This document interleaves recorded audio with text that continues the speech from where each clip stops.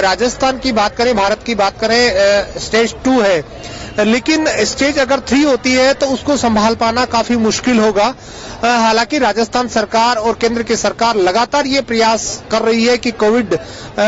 जो 19 है उसका जो संक्रमण है वो लोगों में नहीं फैले। इस वक्त हम जयपुर के ट्रांसपोर्ट नगर चौराहा वहां पर खड़े हैं। मेरे सहयोगी के माध्यम से मैं आपको तस्वीरें दिखाना चाहूंगा। ये भीड़ जो है ये यहाँ पर अब नजर आ रही है। कुछ देर पहले प्रति तकरीबन 1:30 बजे के करीब राजस्थान रोडवेज की तरफ से ये तय किया गया था कि राजस्थान के अंदर जो मजदूर यहाँ मजदूरी करते हैं, दिहाड़ी मजदूरी करते हैं और दूसरे स्टेट के वो मजदूर हैं,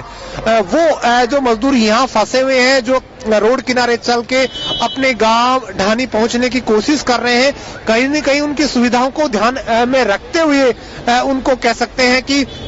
अपने गंतव्य तक पहुंचाने के लिए राजस्थान रोडवेज ने बसों की व्यवस्था की बात कही। उसको कहीं न कहीं ये खबर जैसे ही कह सकते हैं कि परिवहन मंत्री के ट्वीट के बाद में सोशल मीडिया पर फैली, उसके बाद यहाँ आप मेरे पीछे नजारा देख रहे हैं कि जो भीड़ है वो अब लगनी शुरू हो गई है। बड़ी तादाद में जो लोग हैं वो यहाँ पर जुटना शुरू हो गए हैं, क्योंकि लोगों को लगता है अगर आपको दिल्ली जाना है या आपको आगरा जाना है या फिर आपको आगरा के जरिए या फिर धौलपुर के जरिए मध्य प्रदेश में एंट्री करनी है तो यहीं से उनको बस मिलेगी। 4 स्टैंड तय किए हैं परिवहन विभाग की तरफ से कि इन 4 स्टैंड के माध्यम से बसें राजस्थान रोडवेज की यहां से जाएगी और वो उनको फैलेगी। लेकिन गौर करने वाली इसमें खास बात यह है, हालांकि सरकार ने अपने सर्कुलर या जो गाइडलाइन तय की है बसों की, उसमें तय किया गया है कि मरीज या उनका परिवार या उनकी पत्नी, ऐसे कुछ लोगों को उन्हीं को छोड़ा जाएगा। लेकिन जैसे ही खबर सामने आई और उसके बाद में बड़ी तादाद में जो लोग हैं, कई जो राजस्थान में रहते हैं, दूसरे स्टेट के हैं, वो भी निकलकर सामने आ गए और वो भी कह सकते हैं इन बसों का इंतजार कर रहे हैं। अब इन बसों को लेकर कहीं ना कहीं ये भी एक लोगों में भय है कि कोविड जो है वो संक्रमण की वजह से फैलता है। लेकिन बसों के अंदर जिस तरह से हमने सुबह की तस्वीरें देखी, दिल्ली की तस्वीरें देखी, यूपी की तस्वीरें देखी, जिसमें खास तौर पर गाजियाबाद और दिल्ली के बॉर्डर के इलाके की जो तस्वीरें देखी थी, उसमें 50 की सीट वाली जो बस थी उसमें तकरीबन 150 लोग भर के जा रहे थे। वो कहीं ना कहीं भारत के लिए खतरे की घंटी है। हालांकि प्रशासन लगातार ये समझाइश कर रहा है कि उन्हीं लोगों को यहाँ से ले जाया जाएगा जो दिहाड़ी मजदूर है, वो उनका परिवार है। प्रीति, बिल्कुल दर्शक, ऐसे कई सारे लोग हैं जैसा आपने बताया कि निकल कर आए हैं और हालांकि ये सुविधा सिर्फ उन लोगों के लिए थी जो वाकई में पीड़ित है और उनके जो साथ में लोग हैं, लेकिन कई सारे लोग निकल कर आए हैं और ये जो समस्या है ये काफी सारे स्टेट में देखी जा रही है इस वक्त। सिर्फ राजस्थान ही नहीं बल्कि अन्य ऐसी जगहों पर भी कई सारे ऐसे लोग हैं जो इंटर स्टेट फंसे हुए हैं और अब जो है परमिशन मिलनी बंद हो गई है। तो एक सवाल ये भी कई लोगों ने मुझसे भी ये चीज पूछी थी कि अगर आपको इंटर स्टेट जाना है या आप कहीं पर फंसे हुए हैं, अगर आपको अपने घर पहुंचना है तो क्या कुछ उसके लिए प्रोसेस होगी। कई लोग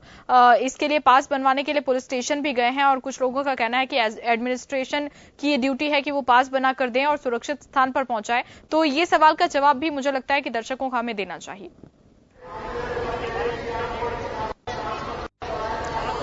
देखिए, निश्चित तौर पे जैसा कि आपने सवाल किया